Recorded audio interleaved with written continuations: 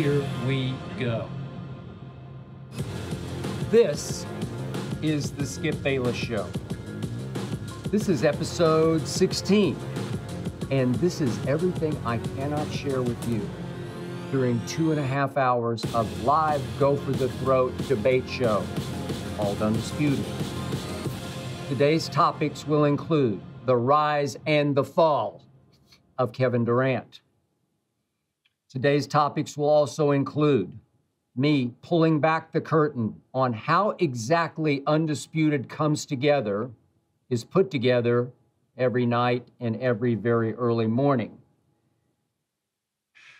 Next topic I will get to is why I am a much bigger Dallas Cowboy fan than LeBron James ever thought about being. I'll also tell you exactly who dares to gloat text me when the Cowboys lose. And I will tell you why I would much rather watch replays of Dez caught it than Ray Allen made it. But first up, as always, it's not to be skipped.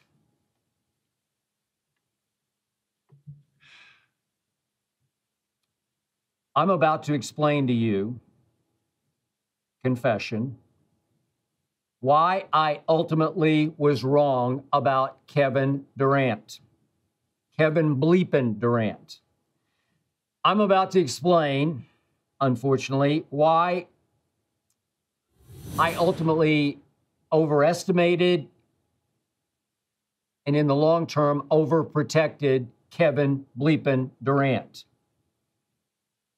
I got to tell you, Kevin Durant is the weirdest dude I have ever tried to figure out. He's a shrink's dream and maybe my worst nightmare. He's so gifted. He's so tall and so long. Yet he is so confoundingly complex, so predictably unpredictable. So what just happened to Kevin Durant, what we all just witnessed, I thought would happen a long time ago. Kevin Durant crumbled psychologically, and his thin skin became his fatal playoff flaw. And he is the thinnest skinned superstar I have ever closely observed. I've said that many times on Undisputed. So let me walk you back through my background with Kevin Durant. I started watching him his one and only year at the University of Texas. And understand, I hate the University of Texas. I'm an Oklahoma Sooner, born and raised, down to my soul. I don't like anything orange when it concerns the University of Texas. But I watched Kevin because I started to love Kevin even at the school I hated. Never seen anything quite like him. So tall, but so skilled. Such a mid-range jump shot. I'd never seen anything quite like it. I began to wonder, why would a kid from just outside Washington, D.C.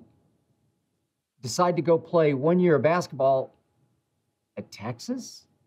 It's not exactly a basketball powerhouse. Football, maybe, not basketball. It's had its moments, but not basketball. And I thought, this kid is so gifted, why not, I don't know, North Carolina or Kansas or Kentucky or wherever? I don't know, why not? Well, what I eventually learned about Kevin Durant is he's just going to be different. He's going to go against the grain. He's going to Austin, Texas to play for Texas. Maybe there was something else going on I don't know about, but it just seemed weird to me because Kevin can be a weird dude. So, my first year on Cold Pizza, 2004, I began to say that Kevin bleepin' Durant is going to win multiple NBA scoring titles. He was still at Texas. I just about got laughed off the set on Cold Pizza. My debate partner, Woody Page, moderator Jay Crawford, they just thought I was nuts until one fateful day We had on the University of Kansas coach, you know all too well, named Bill Self, now a national championship again this year. This was 2004. And in an interview that Jay Crawford was doing, Bill Self volunteered on live TV on Cold Pizza, ESPN2, that, hey, Skip's right about Kevin Durant. You guys, you're just not getting it. This guy is something. This guy's going to dominate the NBA. And, of course, you know that Kevin wound up playing for the Oklahoma City Thunder. Oklahoma City is my hometown. And, of course, when Russell Westbrook started taking more shots per game than my guy, Kevin Durant. And, of course, I started to call Russell Westbrook out for it on national TV because I just couldn't take it. It just looked wrong to me. Now for the first huge plot twist that I encountered when I did not see coming. Before a home game in Oklahoma City, Kevin Durant called over the beat reporter for the Oklahoman, the paper I grew up reading. And Kevin gave the beat reporter this quote, and I quote, "Skip Bayless doesn't know shit about basketball." Pardon my language. I was blindsided, I was dumbfounded, and the next morning on what had then become First Take, we had relocated, obviously, Cold Pizza from New York City up to Bristol, Connecticut to ESPN's mothership. On First Take the next morning, I was just sputtering. Kevin, you realize I'm your biggest fan. I'm your biggest supporter, your biggest defender. And you're disqualifying me by saying I don't know what I'm talking about? Kevin, you're biting the hand that has been feeding you. Or so I thought. Now, I understood that Kevin was defending his little brother, Russ. I got that. But Kevin also dared to tell the Oklahoman in the same article, we're actually better when Russ takes more shots. And I'm like, no, you're not. Sorry, Kevin, not buying it, and nobody else is buying it either. And, of course, Kevin went on to win the MVP in 2014. And then the next year, it was time for the All-Star Weekend. And on that Friday, which is interview day for all the superstars, Kevin Durant was speaking to dozens of reporters who had voted for him for runaway MVP. And he told this big group of reporters completely seriously, you guys don't know shit about basketball. What? Kevin, they just voted you the MVP and they don't know what they're talking about? They're a bunch of basketball idiots? You're kidding. You're biting the hand that just fed you the MVP. It's just so wrong-headed. Okay, but that's Kevin bleepin' Durant. So I'll throw in a quick nugget, personal note. When I did choose to leave ESPN to come here to Los Angeles to do Undisputed on FS1, Kevin told a mutual acquaintance of ours to tell me, congratulations. And I was like, okay, thank you. Tell him thank you. But that wasn't going to change how I thought about Kevin one way or the other. I still loved him and I appreciated that, but I'm thinking, well, maybe he's back on my bandwagon again. Maybe he likes me now, whatever.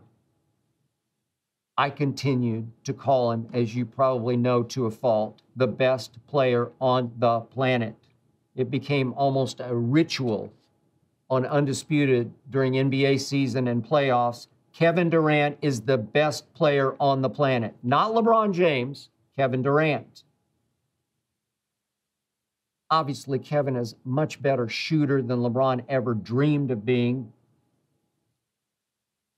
And obviously, Kevin has gone on to prove that on the biggest of stages. But let me just hark back quickly to one night this past basketball season, the regular season. It was the night of December 16th. Kevin Durant, without Kyrie, without James Harden, against the Philadelphia 76ers of Joel Embiid. Kevin outplayed Embiid, and the Nets beat the Sixers. This was in Brooklyn. And I went tweet crazy after that game. Best player on the planet. And Kevin Durant, believe it or not, went straight to his locker room and pulled out his phone. I assume saw my tweets. And he responded to me on Twitter, and I quote, "I really don't like you." What? You really don't like me for what? For calling you the best player on the planet repeatedly? That's when it dawned on me. The supposedly supremely confident Kevin Durant did not like me heaping praise and pressure on him.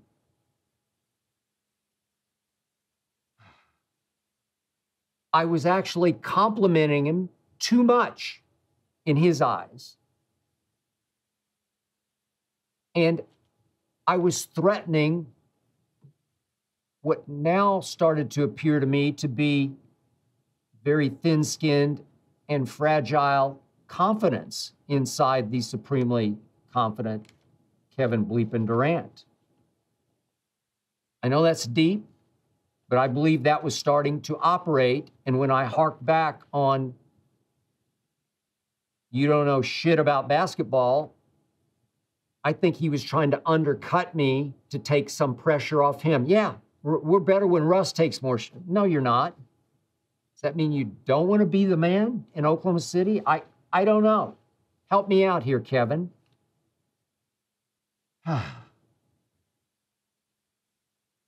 So this, of course, is the same Kevin Durant who has created burner accounts on Twitter, fake handles, so he can hide behind them to go back at people to defend himself. Well, why wouldn't you just defend yourself as you? Just own it. I have never, ever seen any superstar in any sport need a burner account to defend himself or herself. I mean, can you imagine? Can you imagine any other superstar from Michael Jordan on down needing to hide behind a burner account? Again, we're talking about Kevin Durant, the thinnest skinned superstar I have ever encountered or tried to figure out.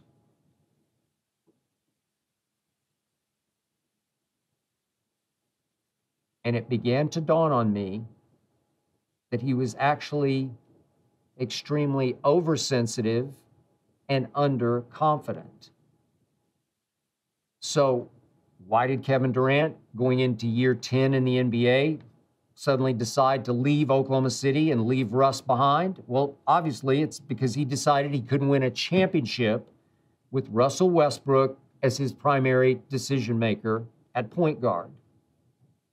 Well, Kevin, I tried to tell you so several years earlier, but no, you undercut me and you dismissed me because I guess you didn't want that pressure on you at that moment. Yet, what did I do on that fateful July 4th when Kevin decided to leave an Oklahoma City and a Russ with whom he had achieved a 3-1 lead in the playoffs over Golden State in the conference finals the year before? Why would he leave Oklahoma City to join forces with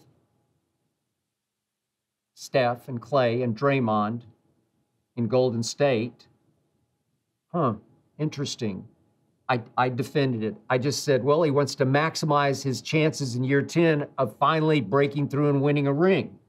And he was going to be the man in Golden State. And I still believe they viewed him as the missing piece to their puzzle, because obviously they had just blown a 3-1 lead to LeBron and Kyrie and company, and they all but crawled all the way across the country on July the 3rd to recruit Kevin Durant, to beg him to come save them in Golden State. So I think he liked that position, but what he liked even better was high basketball IQ. I get to surround myself with Steph and Clay and Draymond. So the pressure can't be too great because they're going to have to bear some of the burden, some of the responsibility if this does not work. Obviously, much of the blame would be spread evenly around the Golden State franchise, so successful before Kevin even got there.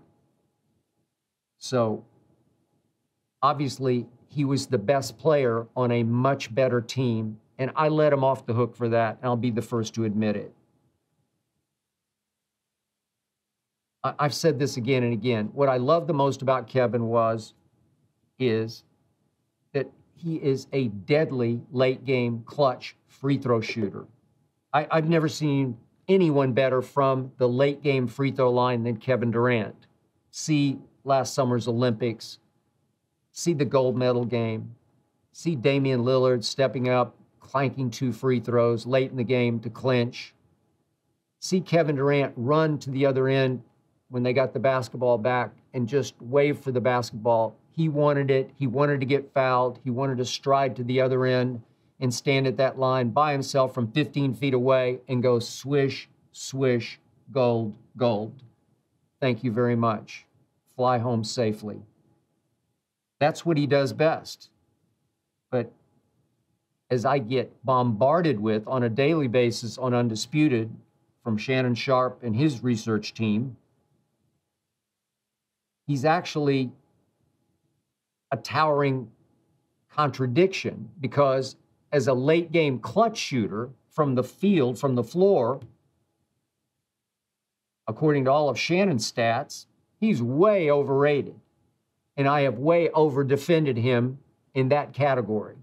So again, what a weird contradiction. You can make 15-footers that LeBron's can't even imagine in his worst nightmares of making.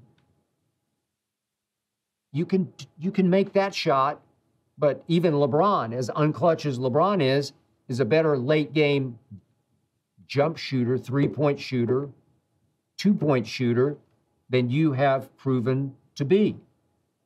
So, great clutch free throw shooter, way overrated as a clutch shooter. That was my mistake and my fault. He did make that one great shot last year's playoffs, harped on it on Undisputed, Game 7 against the eventual champion Milwaukee Bucks. It was at Brooklyn. Last second shot in regulation. Little toenail on the line. Boom. Clutch 3? No, it's a 2. I thought it was a 3. I fell out of my chair and rolled on the floor. He did it again. Well, he really hasn't done it much at all. And he didn't do that because he didn't get his toenail behind the line. And I guess that's part of being clutch. So it went down as a 2, and it went down to overtime. And you know and I know he hit the wall in overtime because he played the whole game for 4 straight games, because there was no Kyrie and there was only a shell of what was left of James Harden, the same shell I'm seeing now in Philadelphia. Who knew?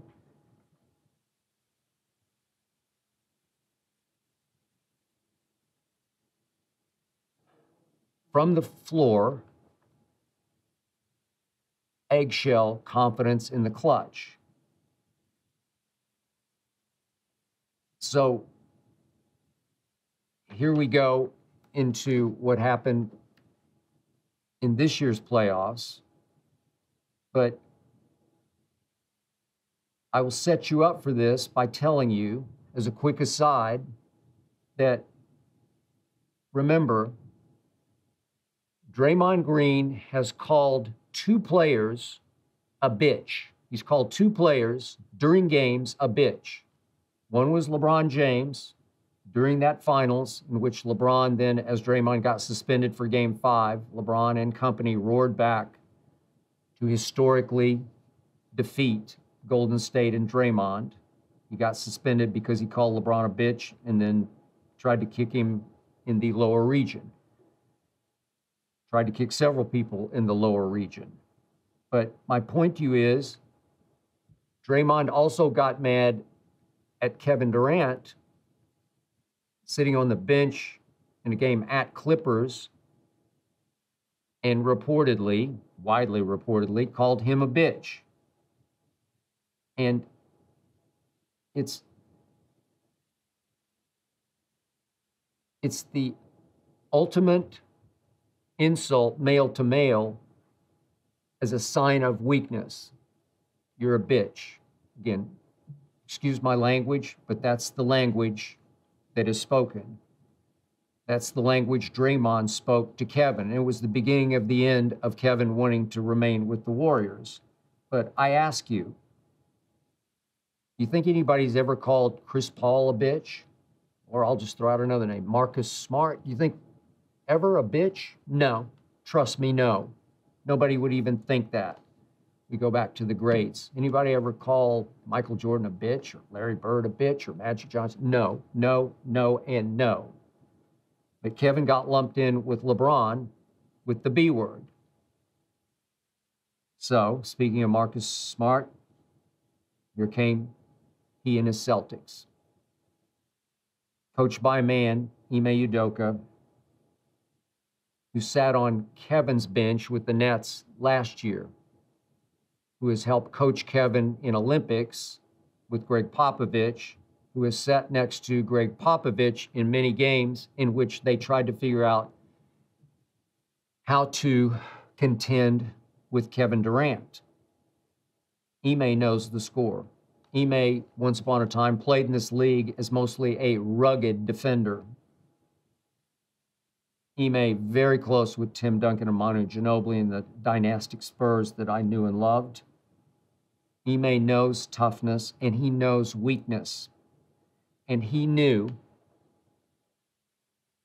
KD would not like it if he sent his pack of Celtic dogs at him in waves and played football, basketball defense. As you know, the Celtics roughed up Kevin Durant, and he crumbled and he folded. He was overwhelmed, ultimately overmatched. Mr. Burner accounts just got burned. His thin skin gave away, and it showed a very little heart and little to no guts when push came to shove, literally, against that onslaught. The Celtics exposed Kevin Durant as, dare I say, soft, as intimidatable as Kevin Durant.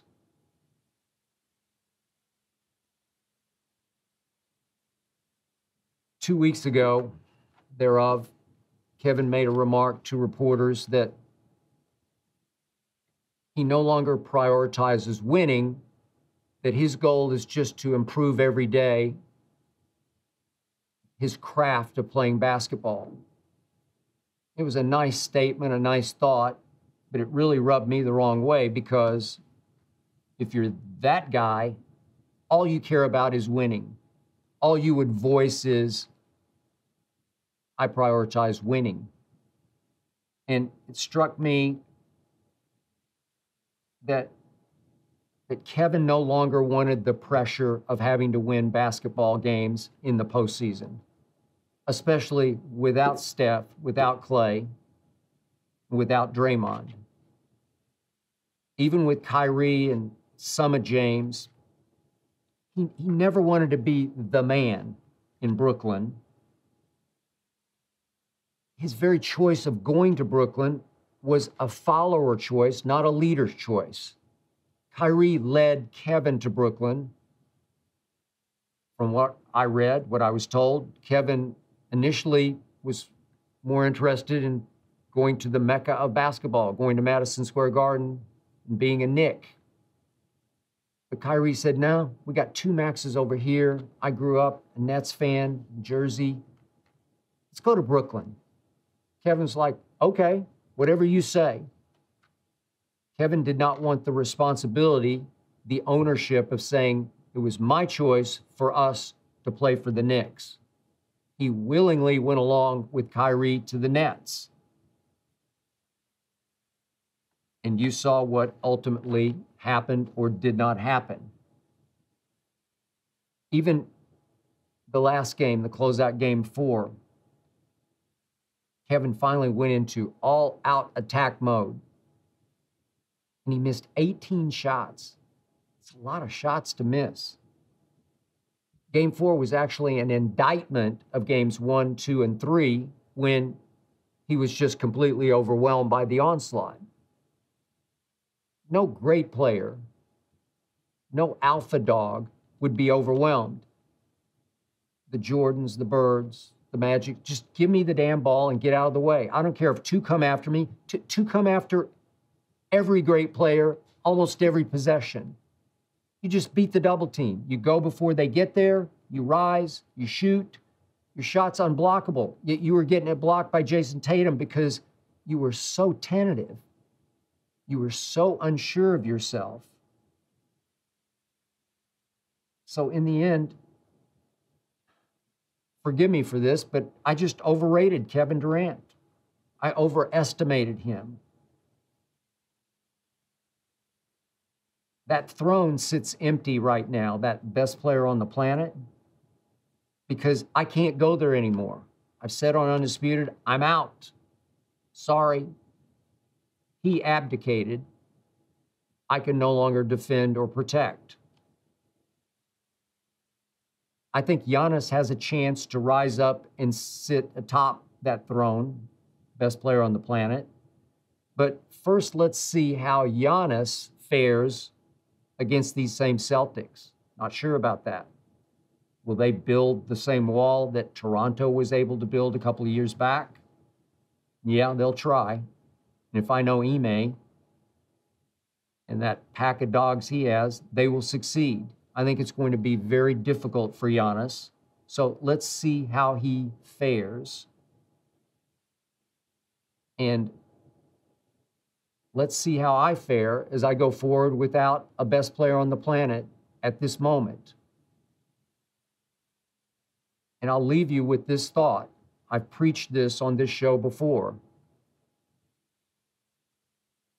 A lot of times, the commentator-player relationship, unfortunately, is about buying insurance, where if the player is nice to the media, if he's accessible, even accommodating in answering questions or interacting,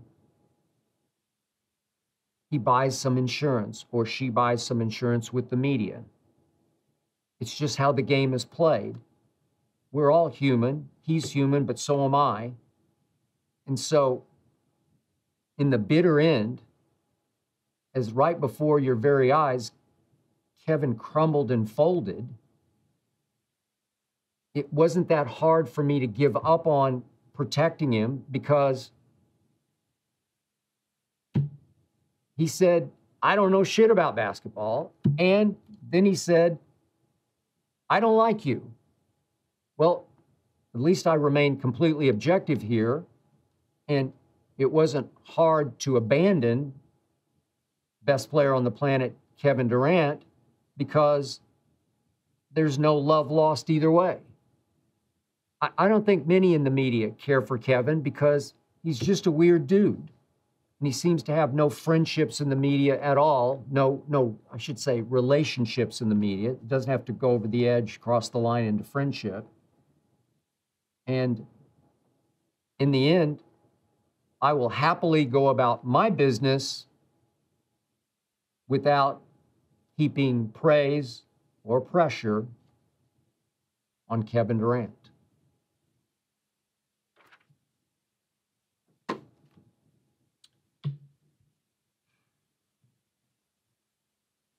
I want to take some questions from you.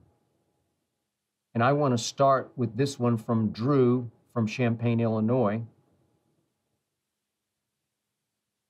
This is a good one. It's a deep one. Buckle up.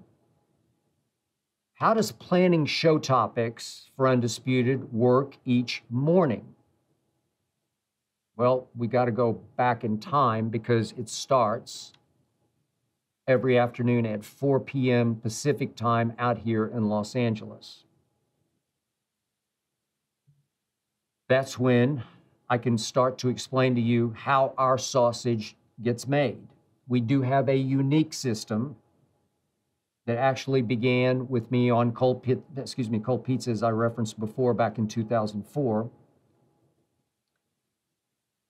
Just understand this.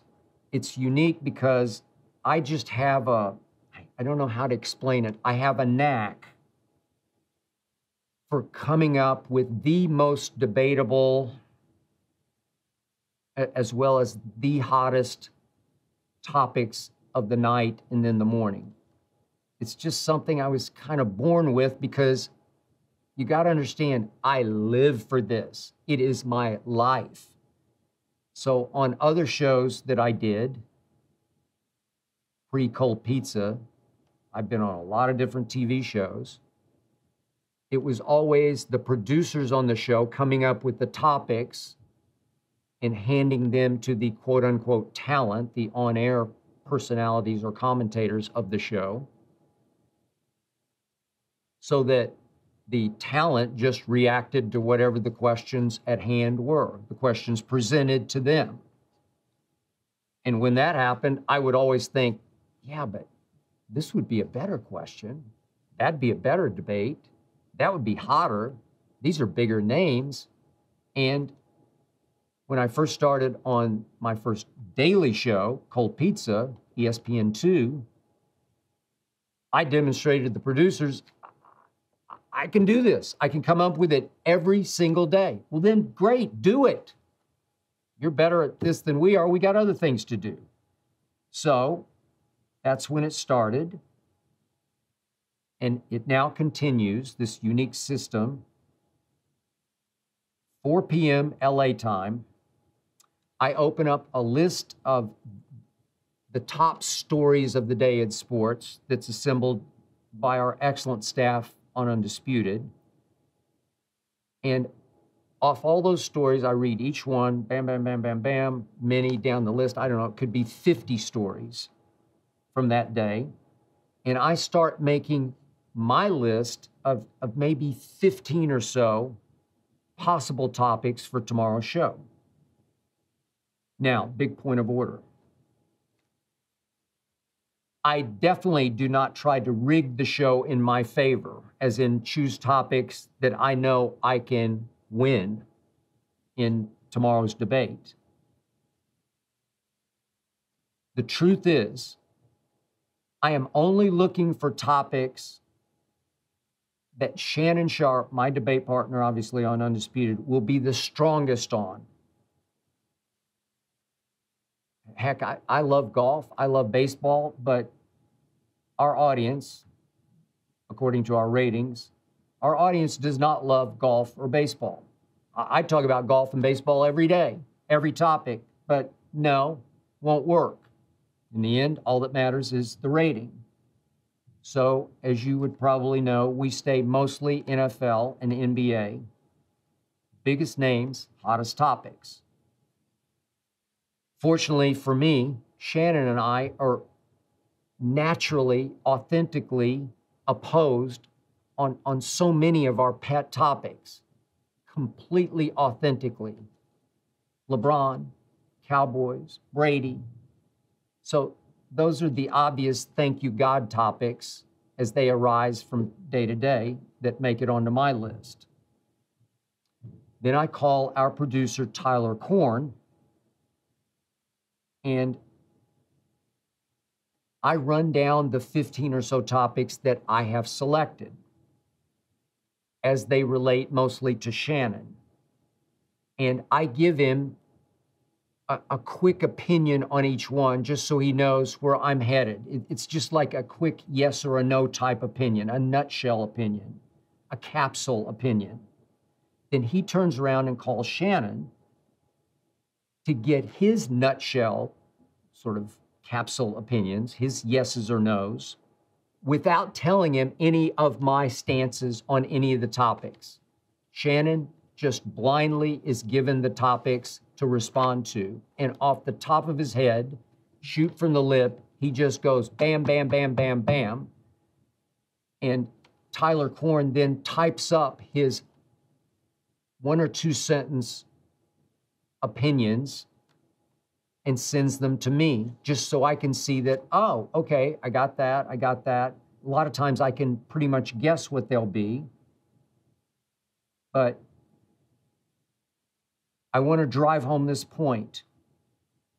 In my 18 years of doing daily live debate shows, 18 years, not one time, not one single time have I ever participated in tricking up or contriving a topic, a debate topic. There has never one time been me reacting with, well, if Shannon thinks that, I could go the other way. I cannot go the other way. I believe what I believe. Trust me, Shannon Sharpe believes with all his heart and soul what he believes. So there's no contriving. It either is or it is not. So when I see his answers to the 15 possible topics, 5 or 6 maybe a day, I'll say, great, great, great, great, great. Great debate topics. Completely, naturally, authentically opposed. And then maybe 3 or 4 we agree on, but maybe for slightly different reasons. If they're hot topics, got to do them. Still work, because we can at least have a compelling discussion, if not a disagreement, about 3 or 4 more topics. And then maybe, I don't know, 2 or 3 a night, Shannon will just say, not into it. And I am completely fine with that. Gone, done, over. Shannon is also encouraged when Tyler Korn calls him, if he's hot to do some other topic that is not on this list, if he has a hot button, he should volunteer that topic to Tyler, who will then relay to me, and it will go straight in the show. You can verify that with Shannon Sharpe. It's a wide open process, but Shannon usually trusts the directions I'm going because he gets that I'm only trying to play to him. And I think he really loves doing Undisputed because he loves our rundowns. And I know from Tyler Korn, from the reactions Tyler will type in, really hot for this one, or, you know, fired up for this one, or that kind of language will be in the night note that I get back. So obviously, there are games at night, so everything is going to be contingent on what happens in the games. And there's obviously breaking news overnight. And yet, Shannon and his researcher will shoot us a late note, shoot it to Tyler Korn, about any late games. These NBA nights are just endless. I barely sleep. But I at least know by 4 o'clock the next morning what he thought of the games, just in capsule, just a line or two, just so I know his drift, his gist, which way he's going for what's about to happen in the morning. So as I've said many times, I'm up every morning out here in LA at 2 a.m. sharp. I read the overnight stories as I stretch. I continue to watch the highlight shows and read my phone as I run on the treadmill from 2:30 to 3:30. I dive into the shower. I am in my dressing room here on the Fox lot by 4-ish, and right at 4:15 every morning, we have a conference call, me, Tyler Korn, and a couple of other producers, and we bang through the list. But they trust me to start off by saying, gut feeling, I think we should start with that. Fine. If Tyler knows something that he heard from Shannon that maybe didn't get conveyed completely in the note, he'll say, boy, he was really hot for this one, and maybe it'll change my thinking a little bit. But usually it's just, let's start with this. Then I think we should go here, here, here, here, and we start to build the show. We will sometimes repeat the hottest topics because obviously our time spent viewing in our audience is extremely high, but it's still, I don't know, it's 22, 4, 5 minutes, somewhere in that ballpark. It's a long time for people to watch TV, but we're on for 2.5 hours. And so the audience, from the show open, which is 6:30 a.m. here Pacific time, 9:30 Eastern, the audience is going to turn completely over, very possibly, by the last half hour of the show. So we will sometimes repeat a very hot topic and try to go at it, attack it from a different entry point. And we need 10. We need 10 topics. If there is breaking news during the show, our crew is so sharp, so quick, that we will definitely swap out topics on the fly. We've been doing it here lately. They'll come to me. What's the best question? Where do you think it would best play in the show? Well, let's take out number 8 and put in this one in place of. Happens fairly regularly, and we're pretty good at that. And Shannon is great at reacting on the fly with little to no preparation. Remember, we are live at 6:30. This is not taped. This is not pre-recorded. You hear that theme song play from Lil Wayne, No Mercy. It is simply the greatest theme song in the history of sports television. When you hear it, we are about to throw down live. We are going to let it fly. We do not rehearse. Shannon and I do not discuss one word of what's about to be in the show. Not one word. I don't even seem to say good morning in the morning. It's live, and here we go. Big names, hottest topics, best authentic debates. And that is how Undisputed comes to be every night and every morning.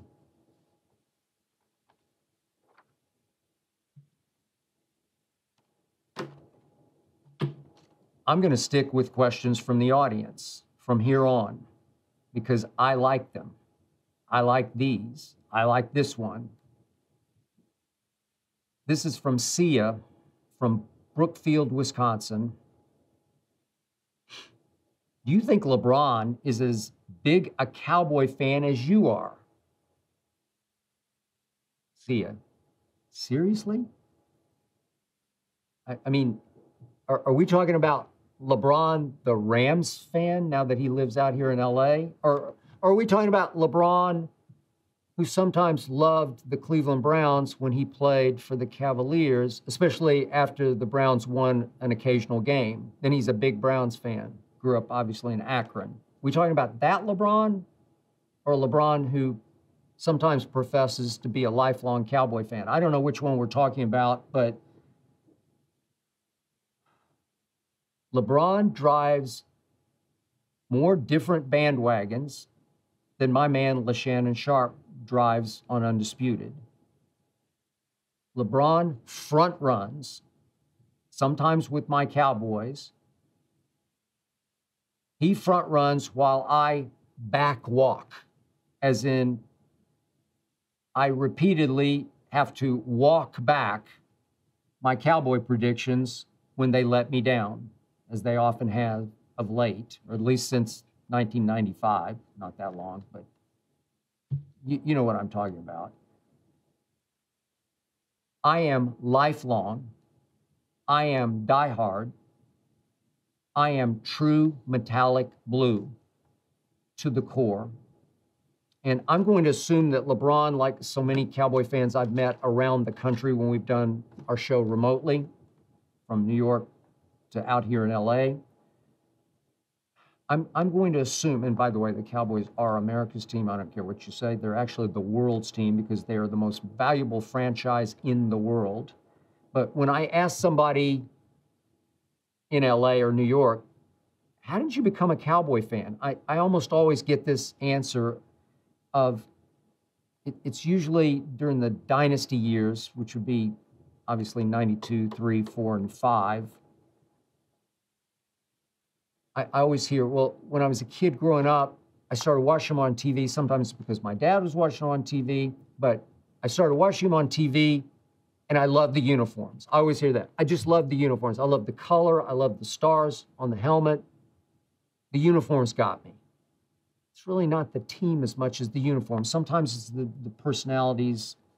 It's Aikman, Emmett, Michael.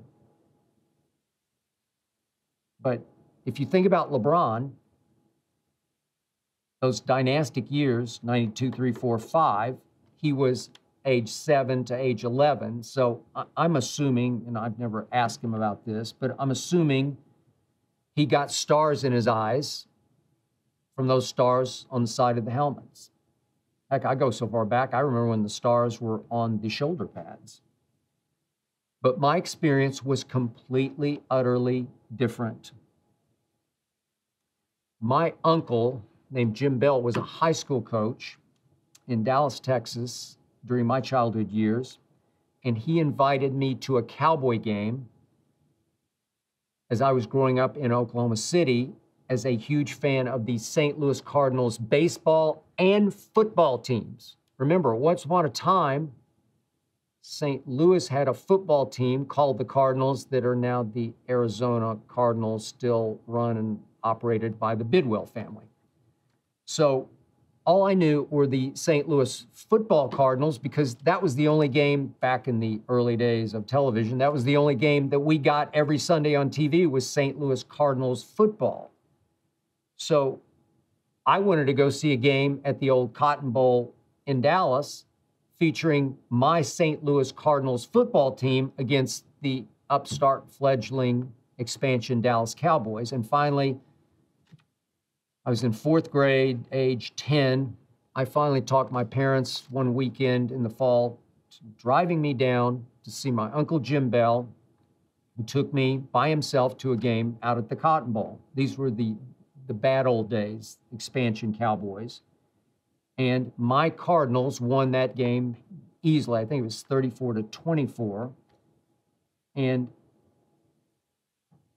yet, there was just something about the Dallas Cowboys because there was something to me about Dallas. Oklahoma City wanted to be Dallas.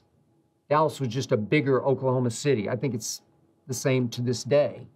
And all of a sudden, I wanted to be part of Dallas because it's much closer than St. Louis, and it's much closer in culture to Oklahoma City than St. Louis. And so all of a sudden, I started to think, I kind of like these underdog Cowboys. I guess I like the uniform, stars on the shoulder pads. But they had a little sawed-off quarterback, I think he was about 5'7", named Eddie Lebron, and I just liked his style.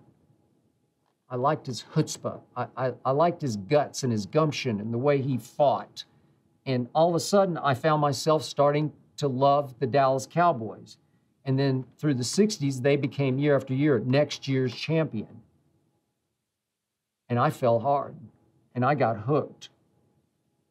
And when I went off to school at Vanderbilt, I actually took with me a Dallas Cowboy trash can that I had in my dorm room all 4 years at Vanderbilt. A trash can. Wonder what Sigmund Freud would do with that. A Dallas Cowboy trash can. What was I thinking subliminally? That's a deep thought, but you can see where my head was already going. So, no, see, there is no way that LeBron James is anywhere near as big a Cowboy fan as I am. And all you need to know is that I live in LA and I do not like the Los Angeles Rams. Thank you. End of story. Since we're rolling with your questions, let's take another one. This is from Terrence from San Antonio, one of my favorite cities in the world. Another Cowboy question. When the Cowboys lose, who is the first person who actually texts you to gloat? That is a great question with a response that might surprise you. Want to know the truth? Nobody texts me to gloat. I will say this. My friend Stephen A. Smith, back in the days we worked together, he used to do it on occasion in our first year or two together, which would be 2011 and 2012, long time ago. But I think he realized I did not respond well to gloat texts, especially concerning my Cowboys. I think he figured out after 2 or 3 attempts, I take my Cowboys way too seriously. For me, this is no laughing matter. There's no good-natured ribbing going on when it comes to my Dallas Cowboys. I don't play that game. I'm sorry. Everybody who knows me knows I just don't play it. Dallas Cowboys to me are life and death. I'm not exaggerating. You gloat text me after a loss, them is fighting words. And you're going to hear back from me not good-naturedly. I assume over the years, several people have tried, but trust me, Shannon Sharp knows not to gloat text me. Eric Dickerson, we have on Undisputed, he hates the Cowboys. I think he secretly loves them. He's from Sealy, Texas, but whatever. He's Mr. Ram. I call him the Ram Bastard. Eric Dickerson knows not to gloat text me. My brother, my friend Lil Wayne, Packer fanatic, he knows not to gloat text me, and I know not to gloat text him if Aaron Rodgers stinks it up in another playoff game. You just don't go there. Wayne would know this. We never talked about this. It's just an unwritten rule. We don't play that game. Serious business. In fact, when Aaron Rodgers lays another egg, I leave him be. I leave Wayne be for like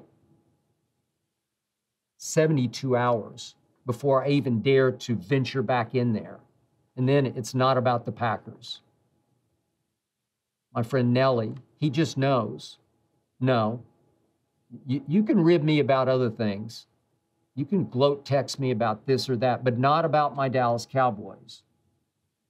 They know that I am suffering enough without them adding insult to injury. And it's an injury to me, literally an injury. It's my punctured pride.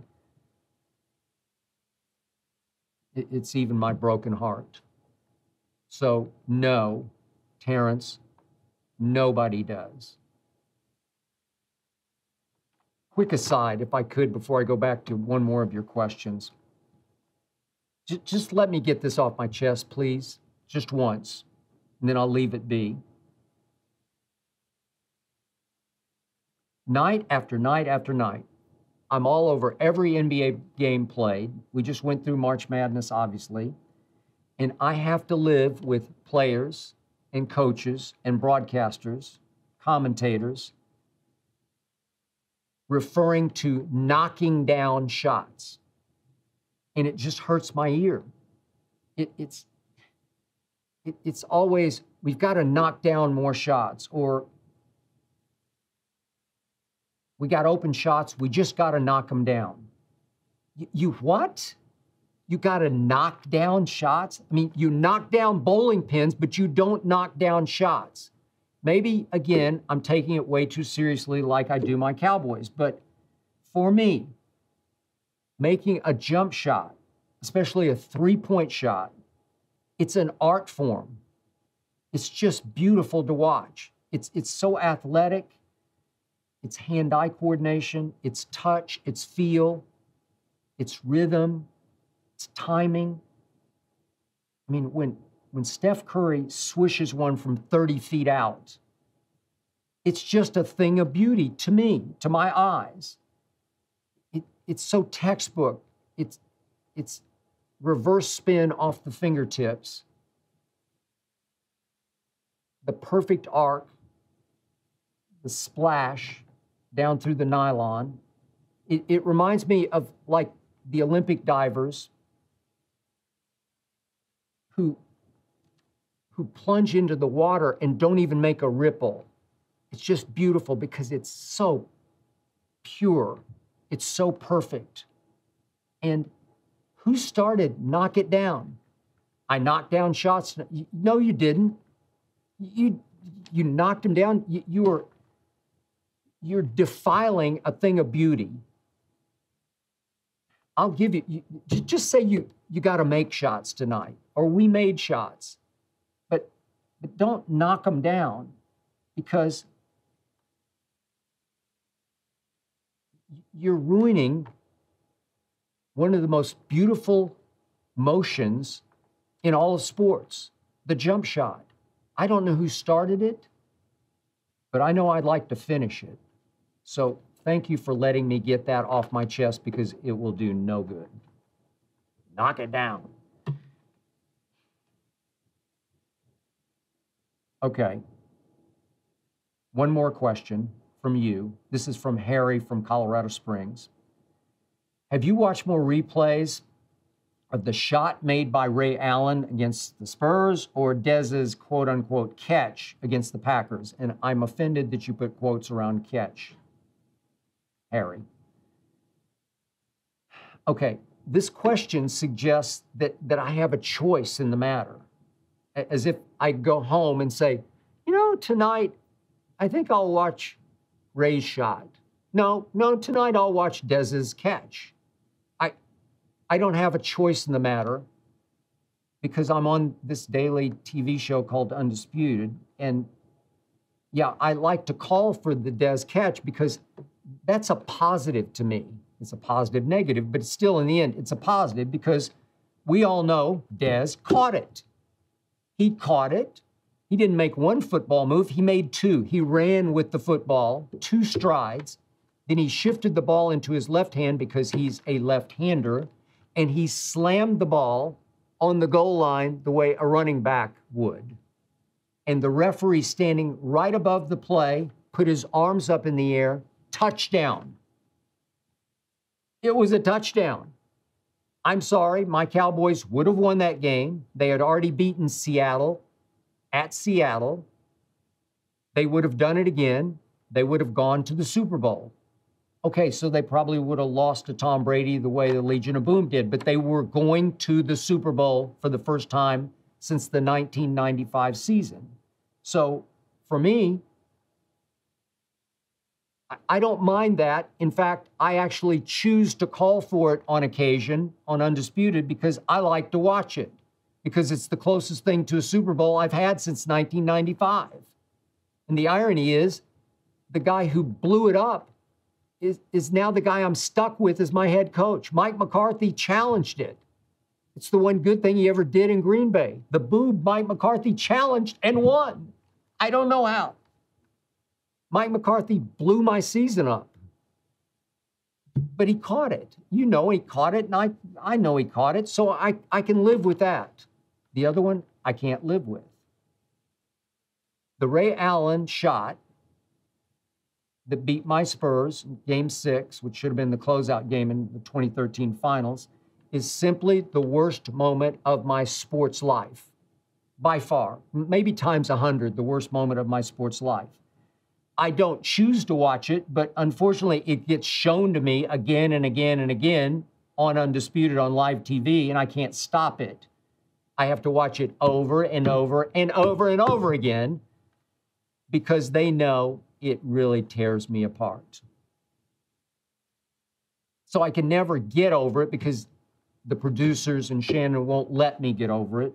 And just quick backstory, it was my first introduction to the jinx. It was born that night, at least in my life, because my then girlfriend, Ernestine, now my wife, was not with me. I was at the game in Miami,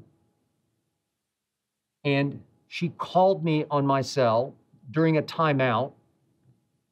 We, as in Spurs, because she had become a big Spurs fan, as was I. We had a 5-point lead with 18 seconds left. And she called, and I made the mistake of answering, and she screamed into the phone, "We won!" As soon as I heard those words, as she knows, I told her this the next day. I told her that later that night. As soon as I heard those words, I knew I was doomed. You cannot say that. You cannot let those words go out into the universe, because they will come right back around like karma and bite you in the ass. And that's what was about to happen to me. So I knew it. I just watched it unfold right before my very eyes. LeBron LeBricked what would have been a tying 3. He LeBricked it so badly, it was a long rebound out to Chris Bosh. Why Tim Duncan wasn't in the game, don't get me started. Greg Popovich, but he was not. Chris Bosh easily tracked down the long rebound and deftly kicked it into the corner to one Ray Allen, who somehow managed to get both feet, as opposed to Kevin Durant, both feet behind the three-point line from the deep corner, also called the short corner because he made it look like a free throw. And he simply made the greatest clutch shot I have ever witnessed. He ripped it as cleanly as you can rip it. He didn't knock it down, he just swished it. It was a thing of beauty. It was an art form shot that shot me and my Spurs right in the heart. As you know, it only tied the game, sent it to overtime. My Spurs never got back up off the canvas. Not for that game or the game 7 that followed. They were done. I was done. And LeBron's legacy got saved. He should be 3-7 in the finals, and he's 4-6 thanks to Ray Allen. I despise watching it, but trust me, just because I'm doing it right now, somebody will pull the tape tomorrow, the next day, and they'll drop it on me out of nowhere on Undisputed and tear my heart out again. And I lied because I'm going to take one last quick question. This one's from Alex from LA. Quick question with a quick answer. Alex asks, what's the first thing you do after Undisputed finishes at 9 a.m., obviously out here in LA? Truth. I do the same thing that I'm about to do when I wind up this podcast. The very same thing. My first thought as I walk over to where my bag is resting on a table around the corner from our set, I walk over to my bag and I look down at it and I immediately think, why didn't I think to say that? Why did I forget that? Why? What is wrong with you? And that's what I'm about to do as I finish this. Trust me, it will happen in the next 2 minutes, because that is it for episode 16. I want to thank you for listening and or watching. I definitely want to thank Jonathan Berger and his all-pro team making this show go. Thanks to the aforementioned Tyler Korn for producing this and Undisputed. Remember, Undisputed is 9:30 to noon Eastern every weekday. The Skip Bayless Show every week.